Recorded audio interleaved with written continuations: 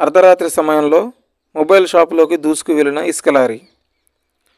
భద్రాద్రి కొత్తగూడెం జిల్లా చర్లమండల కేంద్రంలోని పాతచర్ల మూల మలుపు వద్ద ఈరోజు తెల్లవారుజామున భద్రాచలం నుండి లారీ వెంకటాపురం వెళ్తున్న సమయంలో డ్రైవరు నిద్రమత్తులో పాతచర్ల మూల మలుపు వద్ద గుమ్మడి లక్ష్మణరావు గారి మొబైల్ షాపులోకి దూసుకు వెళ్లిన ఇసుక లారీ.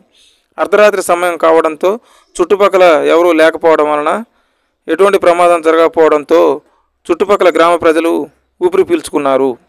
సంఘటనా స్థలం నుంచి మన ప్రజా గొంతుక న్యూస్.